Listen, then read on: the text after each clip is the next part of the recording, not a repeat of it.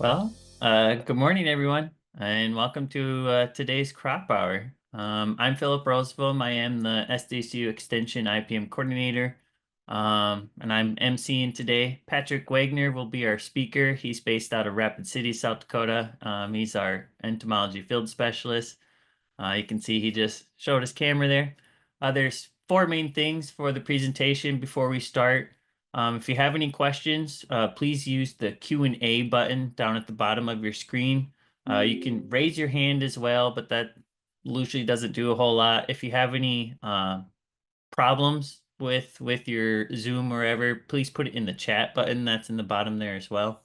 And then if you are a certified crop advisor, we do have a QR code at the end of the presentation that you can use with your phone.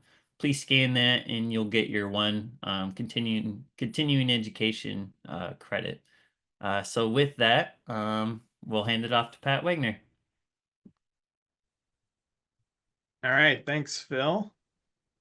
Well, Phil, thank you for that introduction, and thank you everyone for attending today. So I'm going to be focusing on sunflower and alfalfa research that we've been working on here at SDSU. Just kind of a heads up, the majority of this is probably going to be sunflower. We do quite a bit of research with sunflower, but there is a little bit of alfalfa at the end. So it's going to be probably like 80% sunflower, 20% alfalfa. We got a lot to go through, so let's dive right in. And I've included Dr. Adam Varenhorst and then Phil Rosaboom here on this title slide because they've both been definitely integral parts of a lot of this research and kind of this continuing education. So to start off, I want to focus on probably the biggest pest that we're dealing with here in South Dakota. That is the red sunflower seed weevil. So this little guy, it's this, small, kind of reddish, rusty colored weevil. It's an annual pest of sunflower in South Dakota. It's actually pretty widespread across the United States. But usually a typical issue here in South Dakota, North Dakota, it's kind of the surrounding region. But here in South Dakota, we've had some pretty severe infestations with these. In those cases, yeah, you can have up to 80% of those achenes being infested. And the larva, that's, the adults will fly in, lay the eggs there on the sunflower heads, and then the larva will develop inside of the seed. So our primary tool for managing seed weevils is with foliar insecticides. Okay, so what's the problem with this particular pest? Well, as I mentioned, in South Dakota, we have a huge issue with this pest. So the typical economic threshold with these guys is, I think it's 6 to 7 per head. And in central South Dakota, it's not uncommon to see 100, to like 1,000 times over that threshold. It's kind of crazy how bad these guys can get. And we've also had reported field failures where, somebody would go out and spray an insecticide and it does not work. There's, all those weevils are still way above threshold. It seems like it didn't do anything.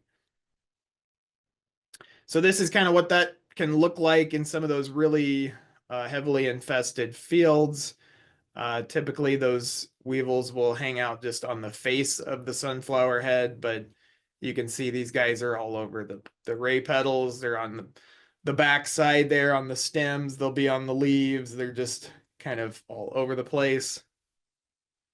Here's a front view, and there ought to be a nice yellow sunflower, but it kind of looks like it's got this big orange center because there's just so many seed weevils trying to get into that flower.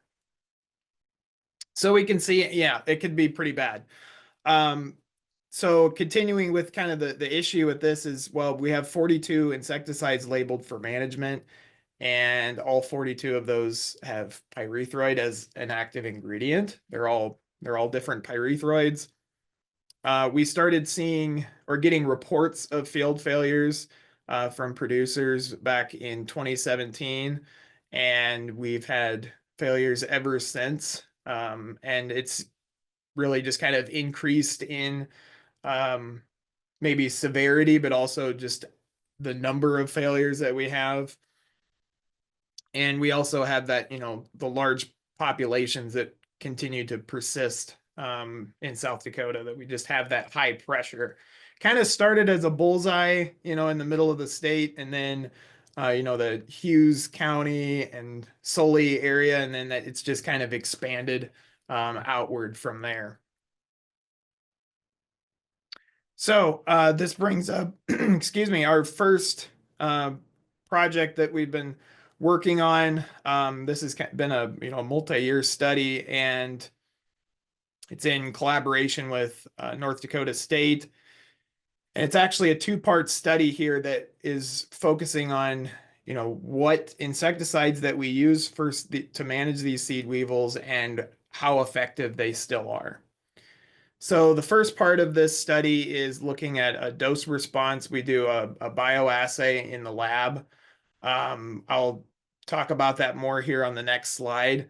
And then, so that's in the lab portion. And then the second part of this study is doing actual foliar applications out in the field and seeing, um, what type of a knockdown effect you have from spraying these different products. So the working group for this study from SDSU has been Adam Varenhorst, Phil Roseboom, Brad McManus, and myself. And then at NDSU, we have Jan Knodel and Patrick Bouzet. So the dose response, there's the experimental design. For 2024, this past year, we had 5 treatments. So we had actually 4 different products and then our untreated control. And then we had different doses for each active ingredient. So we did everywhere from, what would that be, a 1/8 dose up to 4x rate. And we tested Warrior 2, Asana, Baythroid, and Delta Gold. So the seed weevils, they were collected at the onset of flowering. We went to kind of different locations. Most of these were in central South Dakota, and we did some West River as well. We captured, a bunch of weevils. If you saw anybody out there, in a sunflower field with a 5-gallon bucket smacking a sunflower head and trying to dislodge weevils, that would be us. But we have, for all of these weevils that we collect, they rest for 24 hours, and then we place 20 adults into each of our vials that, basically we put these, chemicals into the vials, and then they get kind of run on a hot dog roller that basically coats them. And then we drop the weevils into the vials. I wanted to drop back a slide here so you could see this in action. So this is Adam and Phil there in the lab, and they're using this vacuum pump to suck up, we have the sunflower head, all those are weevils all over the tray that are being sucked into the different vials there. And that's kind of what it looks like. So these were then evaluated after 24 hours. And we're basically just seeing, who lives and dies. And then, as I mentioned, those weevils were collected at locations in South Dakota, and then we had some in North Dakota as well. So this massive table here is the results from 2024. This is showing the 5 locations. This was most of these, I think, were all in central South Dakota that were that showed more of those resistance issues. We had some West River. Actually, in Sturgis, that's our pretty susceptible population that we kind of use that as a control. They haven't ever been sprayed or anything, and every year on this bioassay, all of them end up dying. So we definitely have a susceptible group there. But as you go more into the center part of the state, then you end up with what we're seeing here. So I'm not going to go into the details here on the the math of how these resistance ratios are calculated, but the main thing on this table is anything with that resistance ratio of less than 5 means that it's susceptible. If it's 5 to 10, you have reduced susceptibility, and then greater than 10 is resistant. So you can see that pretty much all of these products are above 10 for the most part. Some you kind of get pretty wild here with Warrior that it's yeah in the hundreds. Um, but Baythroid actually didn't look too bad this past year. So testing that, we did have at least reduced susceptibility, but there were some of those populations that were still considered susceptible, but a lot of resistance across the board. So in 24, we continued to have that confirmed resistance there with Asana, Warrior, and then Delta Gold. And I wanted to include, that reduced susceptibility to Baythroid. I think in years past, we have had some areas that had resistance to Baythroid. So it's kind of depends on where you're at. So that's kind of my next point there is it's variable based on location. In some areas, Baythroid might work great, others not at all. It just kind of depends. And as I mentioned, a lot of those West River locations are more susceptible. We have had pockets in Milesville and Wall area that have had resistance, but then too, as you get further north, it doesn't seem to be as bad up there either. Um, I know North Dakota has kind of started to have some rumblings, but definitely nothing like we've seen in the central part of South Dakota. So for the next part, this is the field evaluation. So unfortunately, I don't have the data from 2024 yet to share with you guys, but I do want to show stuff from 2023. Some of these products we tested were a little bit different from what we did this past year. But really, it kind of tells the same story as what we saw with our lab bioassay. It really just kind of confirms that. So you can see that yellow bar on the far left is the untreated control plots. And then the rest of these were treated with various products. Malathion, there's Baythroid. That's some of these are included with Exponent, which is a synergist.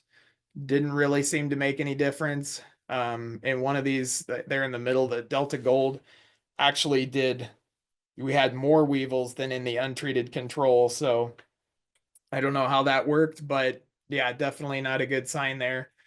But a lot of these things just, at least in this particular location, which I believe this was from the Dakota Lakes Research Farm, which, again, that's kind of that ground zero in that whole area in the center part of the state where we see, the worst of the resistance issues. Okay, so something else that I wanted to bring up was an update on chlorpyrifos. So last year, that was an option for sunflowers that you could spray chlorpyrifos. It was one of the only things that actually worked because it's not a pyrethroid, it's actually a organophosphate. So prior to last year, I don't remember if it was 23 or 22 that the EPA revoked their initial revocation of chlorpyrifos that you couldn't use it for a while, then you could, and now in earlier this month, actually, the EPA announced that you can no longer use chlorpyrifos in sunflowers starting July 1st. So anytime after June 30th of this year, they have allowed 11 uses and have been approved. So the ones that I think this just kind of affects maybe South Dakota and North Dakota was alfalfa, soybeans, sugar beets, and wheat. And that includes spring and winter wheat. But unfortunately, sunflower was not included in the list. So our Department of Ag and Natural Resources, they reached out to the EPA and tried to push through a 24C special local needs label for seed weevils to control in sunflower in South Dakota, but the EPA denied that. And then I list here, the denial is that the food tolerance will be revoked due to the federal court order, and the court order would need to be reversed in order for sunflower tolerance to be reinstated and to have a sunflower label for chlorpyrifos. So, and then they said that, well, they would approve other active ingredients, but as we know, a lot of these other things don't work. So unfortunately, yeah, chlorpyrifos is off the table in 2025 or, for the foreseeable future. Okay, so what for this year and beyond? Well, again, chemical control, yeah, not the best option for these guys. It's kind of bad news, but really, yeah, I don't have much to say with that. Asana and Baythroid, again, depending on where you're at, might be suitable options.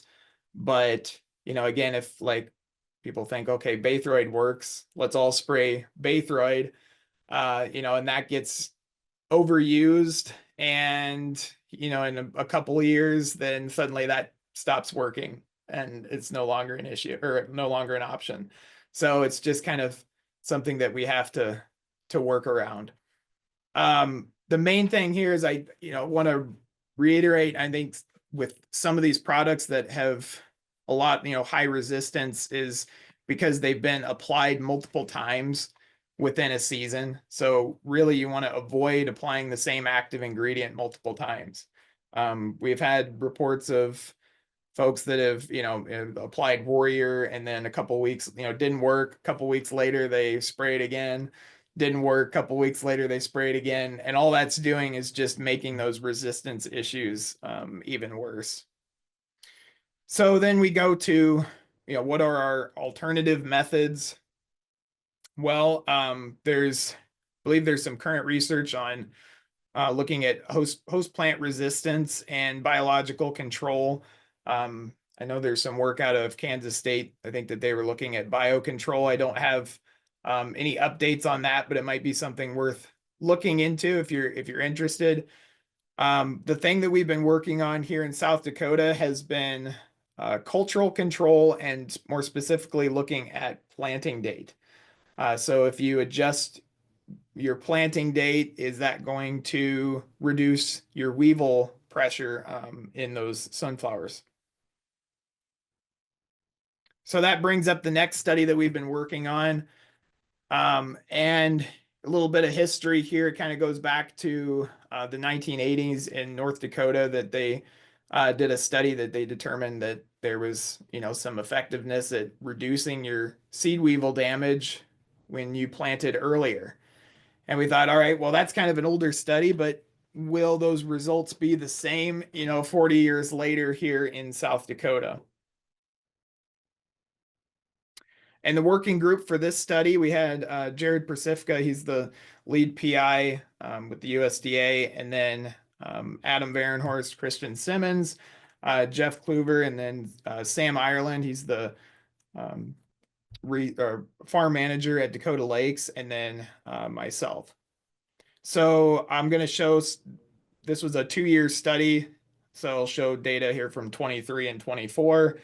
And we had our locations, at least here in South Dakota, were Pierre and Sturgis. I think they did have one in Carrington, North Dakota, but for the sake of time, I'm just going to focus on South Dakota.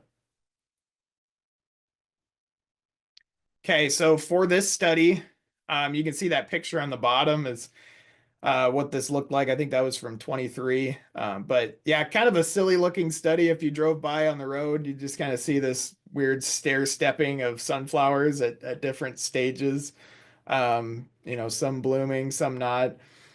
But we had a really wide range of planting dates. They ranged from April all the way through at least the middle of June. I think we were trying to get within those crop insurance dates there. So we didn't go too late, but we had also different maturity for those different sunflowers. So we had both years we planted an early and a late maturity hybrid. In 24, we actually did an ultra early to try to get a broader, a bigger difference, I guess, in the range of when those flowers would bloom. And then we evaluated the seed for weevil damage. So we would collect the seed at the end of the year and then send that off to Jared up in Fargo. And he's got an X-ray machine that he would take the seed samples, put them under there. And then these pictures here in the top left is kind of what that looks like. So the one on the right is, you can see those white seeds. Those are, that's a clean sample, no insect damage. And then the one on the left that you see some of these black spots and stuff, there's kind of these dark coloration within the seeds. That is insect damage. So that is from those seed weevils feeding on the seeds. So we're going to jump into the results here. So I'll go, I think by location and by year, and we'll look at what they actually yielded for these different planting dates, and then what the percentage of actual infested seed that we had for each planting date. So here's the yield for Sturgis in 2023. These really, yeah, the yields weren't great. We were lucky to kind of get 1,000 pounds per acre, but you can see not huge differences here in the yields, at least not significant. Those air bars are pretty big. And then we get into the last planting date, and definitely that later hybrid did pretty consistently well, and then it kind of dropped off with the early hybrid. So where we really see the big difference here is when we look at the weevil damage, when we actually look at these seeds. And there you have the May plantings were much lower. I mean, that's around the 5% range on how many of those were actually infested. And then as you get later into the season, suddenly you have this bigger jump. And again, this is at Sturgis. We didn't have quite the weevil pressure that we had in Pierre. So, 30% maybe isn't that bad if you're depending on where you're at, if you have a lot of weevil pressure, it might not be too bad, or it might not be bad if you don't have a lot of weevil pressure. But if you're in an area where you're hundreds to thousands over threshold, you're going to have an issue. But then we can kind of see, it's interesting with this later planting date that those would have bloomed quite a bit later. And we had that drop off there. Do have a significant difference there in the weevil infestation. So maybe there's something to that of like planting later too, that you're also missing that window. But then you're kind of running into, do you want to be combining in the snow, kind of rolling the dice in that department? But there might be something there. So looking at 2024, our yields were better, at least for our late hybrid. We did an ultra early, and it did not do very well. Actually, still did better than last year, but this was a little bit different hybrid than what we did last year. But again, we had quite a bit of variation in the data, and not overly significant there. But at least the late hybrid was pretty consistent, and kind of what you would expect, that those yields would increase as those planting dates got a little bit later. And then a little bit mixed results, similar, or excuse me, different from 2023 at Sturgis, that we had,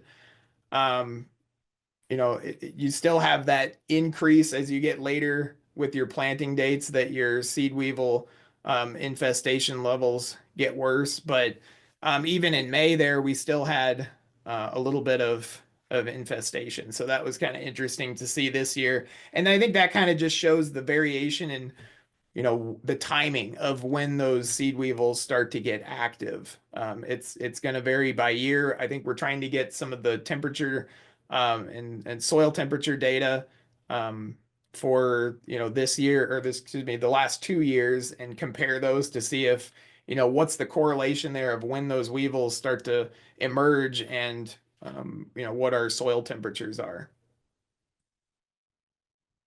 So this is the data from Pierre. I think I just have 2023. Oh no, I do have both for Pierre. So this was 23, and the yields were quite a bit better and pretty stable. It was kind of interesting. These actually got a little bit worse as you went on. I don't know if there's, hugely significant differences there, but that was kind of interesting. And they actually started a little bit earlier too, in May 1st. That was for 23. And then you can see the similar trend there with the seed weevils, that infestation gets worse there at that June 15th date. Yeah, you're up to, 65 to 70% there on your infestation level. 2024, this was an interesting one. So this is when they actually planted in April, and you can see that the yields really suffered. Yeah, it was not great. No, just barely over 400 pounds an acre there for the early hybrid. And then as you got later, you had some improvement, and then they dropped off again there with kind of a later June planting date. So then looking at the weevil damage, again, similar trend there of less early, and then it really jumps up as you get into those later plantings. So this was something that was done in, I think, just 2023, that they did emergence traps at Dakota Lakes, and just to see when those seed weevils were emerging. And they had these traps set up in the early planting stuff, and then in the late planting. And you can see the blue bars. The blue bar is the early, and then the orange or red there is in the late. So then that you can kind of see around, it would be about around like first week of August there, Sturgis rally time, is really when those weevils started to ramp up. You kind of have this trickling of early, and then you kind of get this waves then there from like late July, early August on. So kind of what we'd expect, but then too, yeah, like I said before, depending on maybe soil temperatures, how quickly it warms up in the spring, you could have this trending earlier that they would be showing up. 2023, I guess I don't remember how quickly it got warmed up that year, but it might be a little bit different from 2024. Okay, so in summary, what we can say about this study, well, doing a earlier planting, you certainly can have lower weevil pressure, and earlier maturity, you also have lower weevil pressure. The thing to consider though is with any of these hybrids, you kind of want to do whatever hybrids work best in your area. So what we were testing, might not have been well suited for for excuse me, where we grew them. So this was a picture here on the left is at Sturgis. This is our ultra early hybrid, and I don't know if you can tell from the picture, but these guys were only, 2 to 3 feet tall when these things started blooming, and they had nice little heads on them, but it was, again, those that they did not yield very well, and I would not grow them again, at least in the Sturgis area. Might not be well suited there for more of that dry land environment. So again, yields were kind of variable by location. We determined definitely at Dakota Lakes that April date was way too early. We don't want to do that. Then you're also, risking you could have a early frost or a late frost, and then have issues with that. So the main thing here is it kind of looks like planting mid to late May might be kind of that sweet spot, because we had lowered the weevil pressure, but then you still had those preserved yields that we had decent yields, but we still had some weevil pressure, but it wasn't as bad as when we planted in mid-June, when it was you get 70% infestation. So that's kind of the take home on this planting date. Might be worth a shot. Yeah. So now I kind of want to bring up, okay, well, if we do early planting, well, are there any trade-offs with that? And certainly the answer to that is yes. We have historically, we'll do like with sunflower moth, that's something that shows up earlier on. So it's, we'll plant sunflowers later just to avoid the sunflower moth issues. Another big one there that we decided to look at here was the Dectes stem borer. This one can really cause some major issues in early planted sunflower. And just kind of I'll talk about this guy briefly. It's we call it a longhorn beetle because it has the long antenna on it. But Dectes, they are these long gray beetles. Again, the long antenna, and this is what the larvae look like, kind of these small accordion shaped guys. And they are a native insect in North America. So the adults will emerge from June through August. They have a really long emergence window, but yeah, they start popping out of the ground, um, clear up, in early June. And then the females, they will chew a hole in the epidermis of the petiole there, and then she's going to lay several eggs. They're actually cannibals, so if you have more than one larva per plant, they'll actually eat each other. So you'll end up with, like Highlander, only the strongest there is going to survive. And then as I don't know if anybody was on yesterday, Phil talked about these in soybean, that they can be a pest in soybean in South Dakota as well. So the issue with Dectes is that they can cause that girdling, and you can see it in the picture there, this kind of a cross section of the stalk, and you can see the little accordion larva there in the middle. So the thing with these is if you have smaller stems, they're going to girdle sooner. The way these guys work is, they'll start at the top of the plant and then they'll work their way all the way to the bottom. They girdle the base, and then that's where they overwinter. So slender stems are going to girdle sooner. Dry conditions, if you have a drought and then add those small stems to that, then you're definitely going to have an issue with lodging. And that's really the main problem with Dectes is having these lodging issues. So again, injury is from feet or from girdling, not necessarily from the feeding. So as you can see, these guys will do like a 1/2 inch radius there on their feeding pattern there to girdle the stalk. And you'll have, if you have high plant populations, I see, usually the worst lodging is in solid seeded sunflower fields where they have little stems, and it doesn't take much there to girdle those plants. If you have lower planting populations, thicker stems, then they'll still cause that same amount of girdling, but you still have a big enough stalk that it'll stay intact. So management recommendations for Dectes, foliar insecticides aren't really an option because you'd have to time it just perfectly. And they have that really long emergence period, which is extremely challenging. Tillage can be an option. Management of weedy hosts, that's a huge one. Cocklebur and giant ragweed are their alternative hosts. So if you can really hammer down on your weed control, that can reduce your Dectes issues. You can do crop rotations, but the thing that we wanted to focus on for the purposes of this study was planting date. If we plant early, what are we going to see? So for the Dectes study, we had sunflowers planted at Pierre and Sturgis, again at Dakota Lakes, and then at Sturgis, the West River Research Farm. And those were also in 23 and 24. And we had 2 planting dates. We did one in May and one in June. And then we evaluated the yield, the percentage of the infested stalks. So we would cut the stalks and then see if there were Dectes larvae present or not. And then we did visual observations there for each plot by the percentage of lodging in that plot. So we'll jump right into the data on this, the results here. So this was from, I think this one I just have 2023 data for Pierre, and then I'll show 23 and 24 for Sturgis.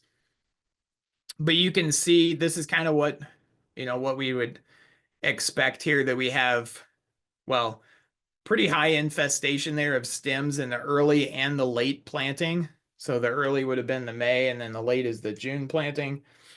But then you can see the difference there is with the lodging that we have, 50% lodging there in the early versus, you're only down to maybe 10 to 20% there in the late.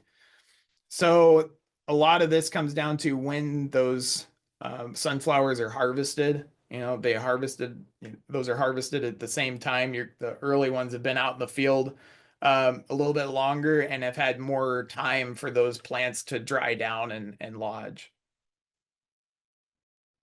So here's our actual yields, and this was kind of interesting. So you see actually a better yield there in the early planted sunflower versus the late. Now the one little thing with this is that for 23, I know that these got hand harvested. So this would be in a perfect world where lodging doesn't matter. And, this is the yield that you could have gotten with ideal conditions. So yes, the early is better than the late. Now you'll see a flip of this at Sturgis where we actually combined those plots instead of hand harvesting them. So similar deal with the infested stems and the lodging. It wasn't quite as bad as what we had at Pier, at Sturgis. Both of these years were pretty similar at Sturgis. But yeah, you still had a lot of more infested stems and more lodging there in the early versus the late. And then here's where that's flipped.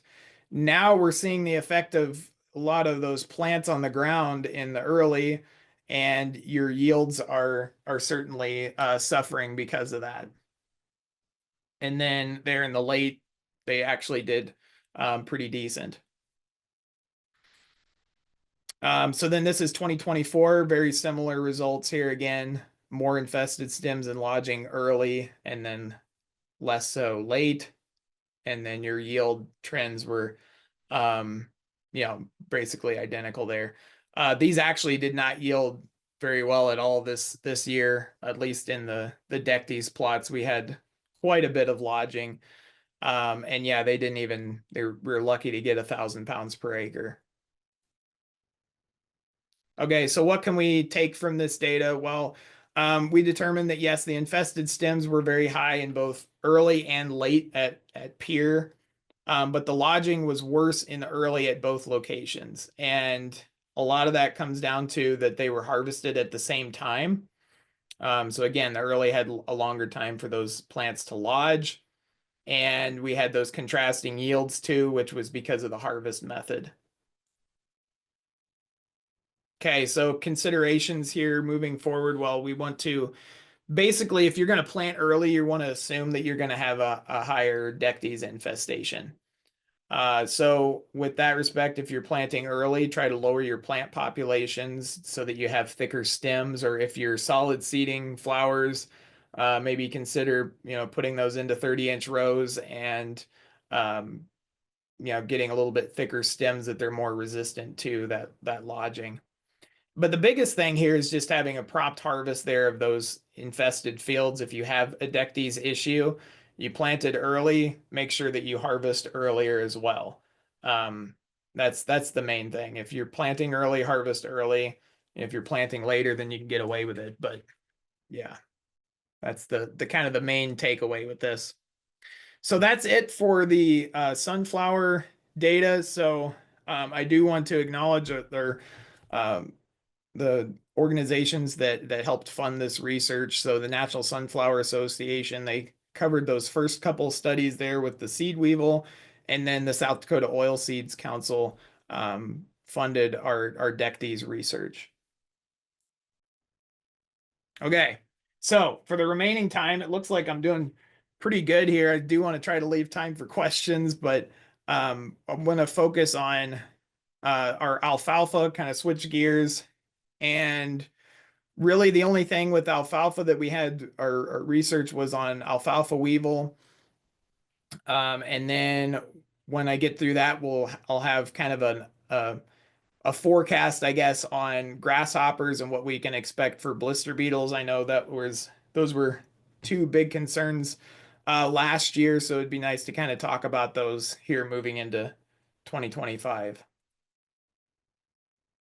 Okay, for the alfalfa weevil, I don't think these need too much of an introduction. But yes, they affect the first cutting and any subsequent regrowth, and they'll feed on those growing points, and the damage will look like circular holes on the leaves. So the picture of the larva here is on the right. These little green guys that, super tiny, kind of hard to see when they're really little, but boy, do they have an appetite. And then the adults here on the left, the light brown weevils, and then they have this dark brown stripe down the back. So in terms of management, what we've recommended in the past here, we've had doing an early harvest if you can basically get that first cutting out before the weevils really get going. Cultural control, you can do like a spring cultivation using a spring tooth harrow or a disc. The idea behind that is just basically you're wanting to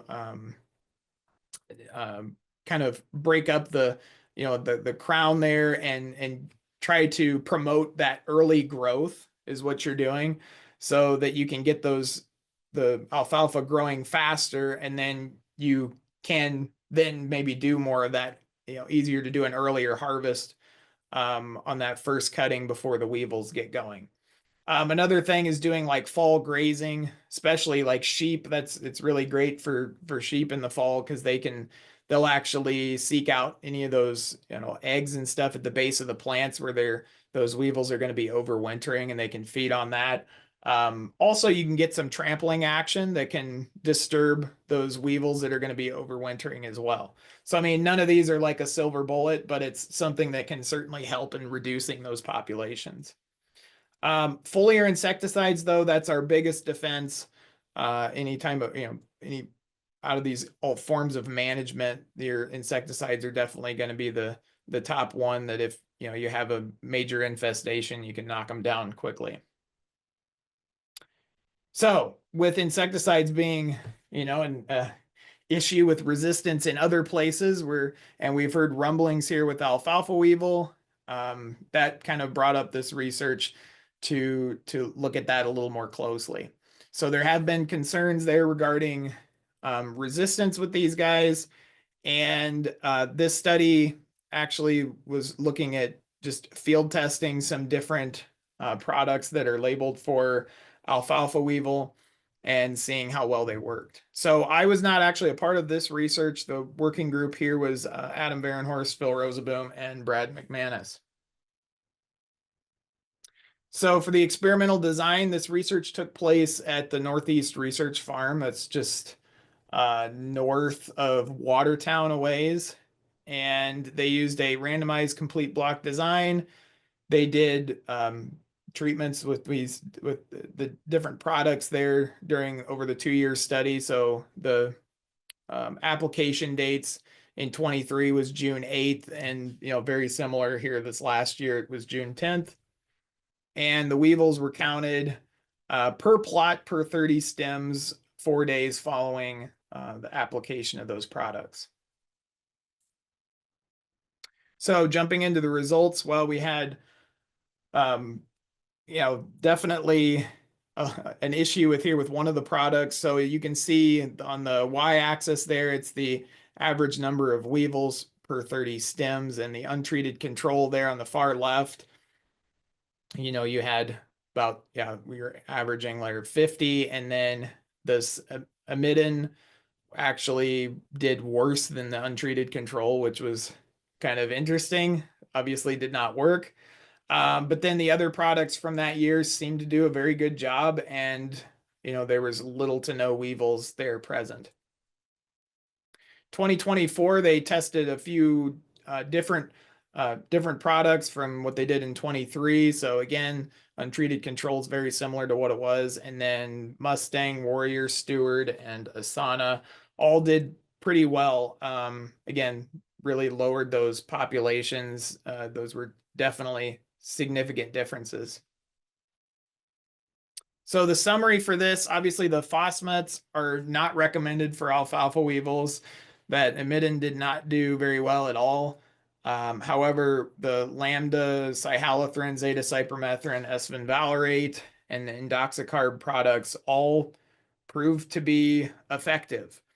And then we had the imidin silencer there in the 2023. That was a mixture, and I think really that was mostly due to silencer alone. That was the one that It had good control, but it was the silencer that seemed to have done it.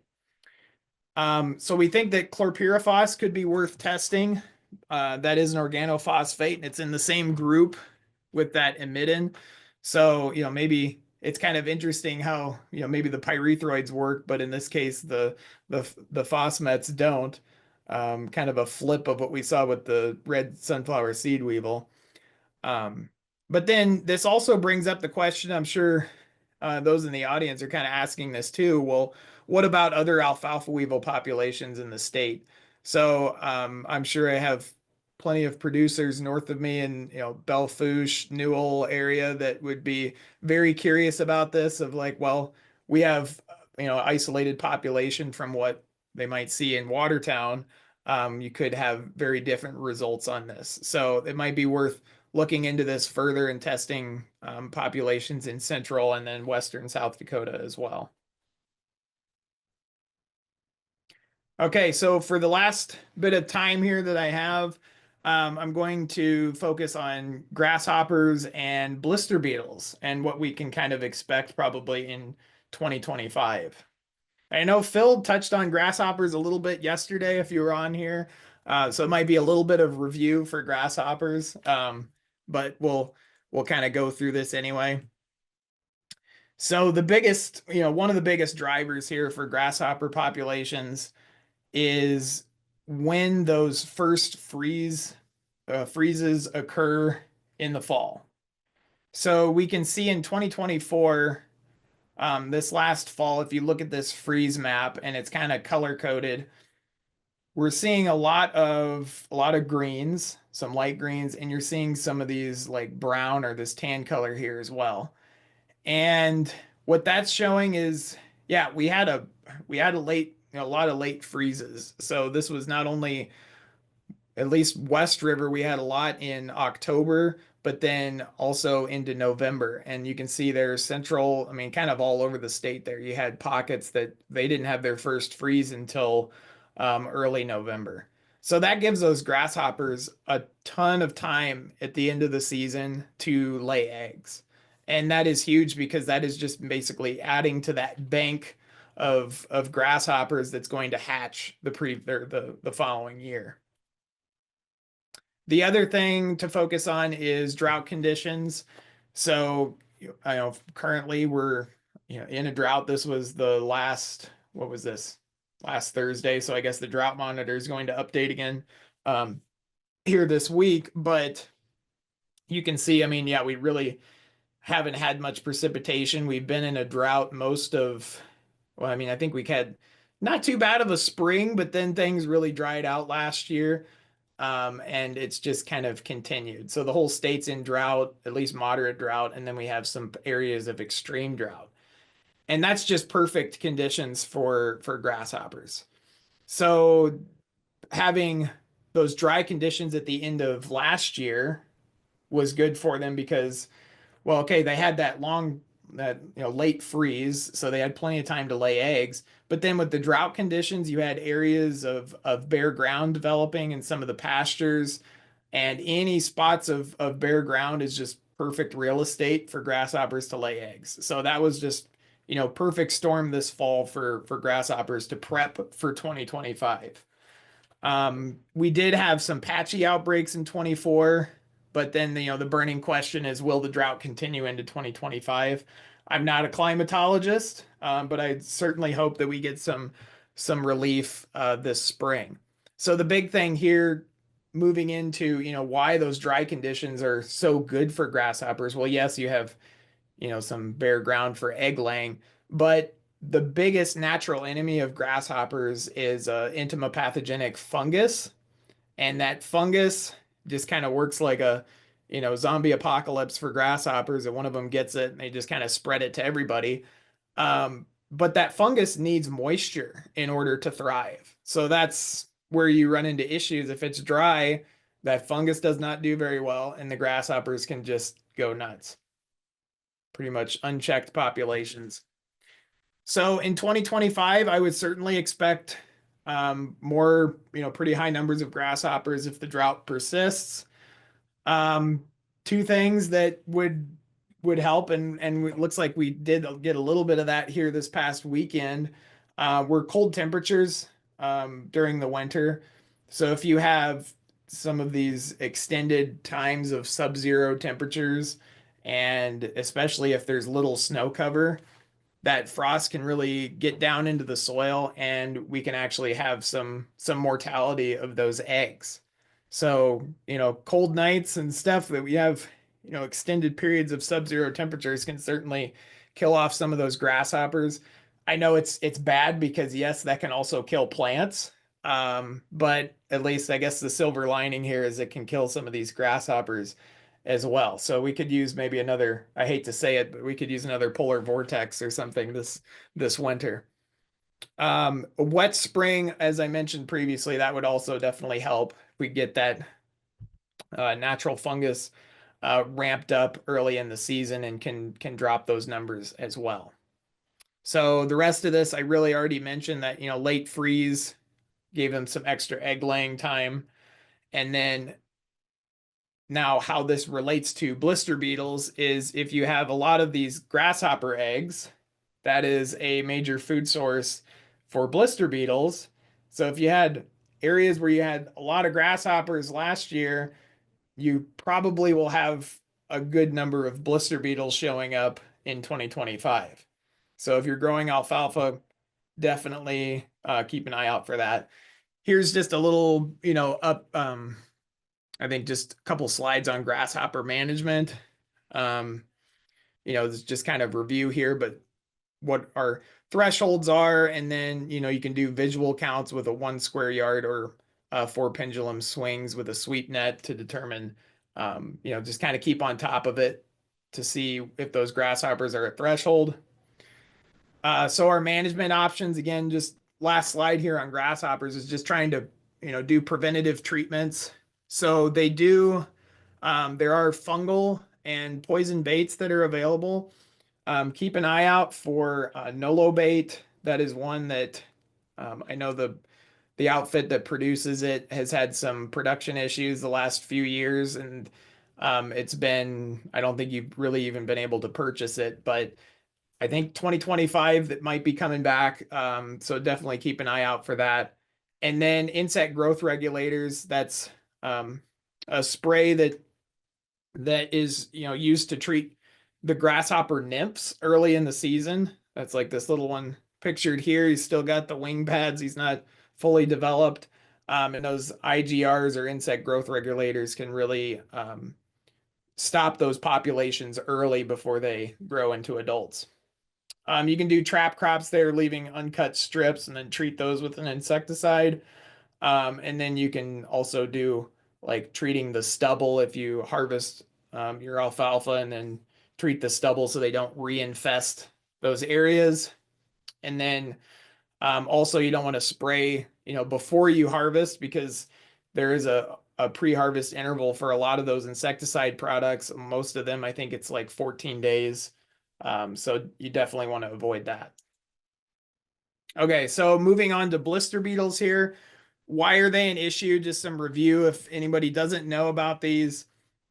Their blood contains cantharidin, and cantharidin they use it as a defense chemical, but it's released if the beetles are crushed. So it becomes an issue when these guys get into alfalfa and they get baled into those hay bales and then get fed to livestock, and they can be at least harmful or in some cases fatal. And horses, that's a particular issue with them because they're more sensitive to that cantharidin. So with blister beetles, they are, they're beneficial in that they will actually eat the grasshopper eggs, but it's if they, if they're in the field when you're baling it, that's when they become a problem. So there's no established thresholds for these guys. It's just more of a presence or absence thing. And they do show up later in the season. So usually it's not until the second or later cuttings. Historically, it's usually around like the right after the 4th of July, it seems like, when these guys really start ramping up. I start getting phone calls about them. So scout different areas of the field. There can be an edge effect with these beetles. So pay attention to that. And there's different species that can cause they're a little more toxic than others. So if you see any that are striped spot or ash gray in color, those are the ones you got to watch for. And then, as I mentioned before, the blister beetles are often more abundant in areas where you had those high populations the previous year. So for management, the main thing is you don't want to spray the insecticides on a field that has blister beetles in it because it can actually increase the number of beetles per bale. Um, but you do want to try to harvest before peak bloom because that's when they really all move into the field. They like those blossoms. If you have a lot of blister beetles in the alfalfa field, try not to use a conditioner, or you don't want to crimp or crush them because then it'll coat the alfalfa. And then you want the windrows there to allow those to dry fully before you go and bale it. And you can see in this picture here, these guys have wings. They will fly away. This was a field, I believe up north. This was a year or two ago that they had a really huge infestation, and they were all over the cutter bar. And we went out there and looked, and they were making their way out of the cut hay. They weren't going to stick around, so you just kind of have to be patient and let them leave, and that really reduces the number that you would have per bale. So the last slide here that I have, this is just some considerations for buying and selling hay. Make sure you notify a buyer if you have hay that you know is infested with blister beetles. Try to use the first cutting for horses, as that's certainly going to have um, a lot less, if any, blister beetles in it. And then also try to avoid feeding some of that hay from the field edges because you can have an edge effect with these blister beetles. All right, so here's my contact slide, and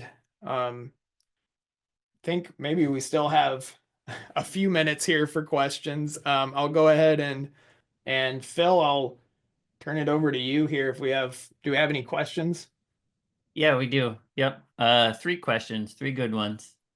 Candy, if you want to put up the survey, we can do that as well as Pat kind of goes through the questions. So it looks like we have four questions actually. First one, the first two go back to the red sunflower seed weevil. Did you plant the same population for both ultra early and the other hybrid in Sturgis? The ultra early has a higher recommended planting population than full season maturity hybrids. That's a good point. I think they were planted at the same. They were planted the same. So that's a very good, very good input there on the. Maybe that's why our ultra early didn't do very well. Mm-hmm. But yeah, they were planted the same population. So thank you for that input. All right. The next one. Did you test any new insecticides for red sunflower seed weevils in 2024? Anything look promising for future labels? Um, Phil, did we? I don't know if did we test any new things that weren't labeled. So we didn't test Sunflower? anything that wasn't labeled, but we did test a emergency exempt chemical, malathion. Yeah. Um, that would be the only one. We thought about testing others or like chlorpyrifos, but as you mentioned in your presentation, everything is a pyrethroid. Mhm. And as far as stuff coming out new for weevil management, I don't think there is anything in the pipeline chemical wise, you know. And we did do a special local needs label for malathion last year, but it we tested it and it didn't work. Yep. So Yeah, it it didn't was do kind of anything. like, what's the point? Yeah, it wasn't a good option anyway. Yep. I think there was one where there was like that organic product or I don't know if it's organic, but it's in trust. Um, I think it's spinosad is the active ingredient that's used they use it a lot for grasshoppers actually. And that one seemed to be okay, but again, I mean, a pretty spendy product, so you just kind of weigh what you're, maybe that would be okay, but yeah, right now it kind of looks like maybe the Baythroid and Asana would be the only ones that might be halfway decent still. Yep. Um, And then I see a comment, Syngenta's new product. I believe that person's referencing Exponent. And what that is, it's an additive. So it's supposed to help or increase the efficacy of an insecticide. And we did test that. And from what we saw, it didn't really do anything as well. Because they are highly resistant to pyrethroids. And yes, the exponent, it did increase the efficacy of it, but we were still way above threshold, even with using the exponent. right. So, all right, next one goes on to alfalfa. Going back to alfalfa info, did you notice any control differences on aphids with any of the treatments, specifically with the Imidin product? So I can answer that one. Um, No, we did not notice. Reason being, at least in the alfalfa fields we did it, we were targeting the alfalfa weevil, and we didn't have any aphids in that field. Um, so I mean, it could have, but we did not have aphid populations in the alfalfa field when we applied those treatments. So good question, and I don't know. Um, Honestly, yeah, too, in 2024 wouldn't have been the, I don't think aphids really were that huge of an issue in alfalfa last year anyway, because it was so dry. Typically, like pea aphids and stuff needed mhm. a little bit more moisture for them to really ramp up too. But that's a good thing, good point there to look at maybe. Yep. Yep. All right. Next question. Which insect species have you found to be the hardest to maintain?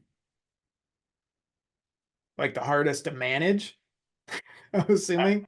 yeah, We don't maintain. want, yeah, maybe you don't want to maintain Yeah, manage. any of these pests. Um, so, and that's in relation to alfalfa. I'm not sure. Okay. Well, I mean, obviously grasshoppers would be top of the list. Um, Alfalfa weevils are, yeah, that's another one that's at least in alfalfa that's a really difficult one because we have thresholds for those, but it seems like just overnight, as soon as you see one or something, then overnight you could just have suddenly tons of defoliation in the field. So that's certainly one that's difficult to stay on top of. But it kind of depends on the year. But yeah, if I had to pick one that would be an every year issue, it seems like grasshoppers are up there. We're in the Dakotas. It's just kind of what happens in the Great Plains. Okay. And then the one last question, and this actually is good. Syngenta's new product is planazelin, Yeah, new AI coming to market, but currently only labeled in other countries in the EU. We did test planazelin. I think we did. Yep. That was like a late edition thing, and I didn't think it worked very well. No, no, yeah, we did that in our spray trial. What I've said in other presentations, in last year, December, we did look at peninsula, but with red sunflower seed weevil, at least with the spray trial, we had thousands of weevils per head. And I think, you know, if the product did work, it was overcome with just the sheer numbers of weevils per head. So we might have killed half of them, out of 1,000 weevils on a head, we might have killed five, six, 700. We're still miles above that economic threshold. So yeah, we did test it, but with populations as high as they are, it's really not that effective. I don't know if anything will be effective with populations that high. So I don't know if you have any input, Pat. Oh, I think you covered it pretty well there. Yeah, it's just kind of an ongoing challenge. hmm All right. Well, that appears to be it for questions. Nothing in the chat or the Q&A.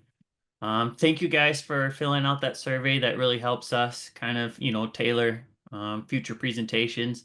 Next week, there are some links in the webinar chat to that, but next week, I believe it's plant diseases and fungicides. So if you guys want to learn some more stuff, tune in next week with that. So thank you, Pat, for your excellent talk, and see all of you later. All right, thanks everybody.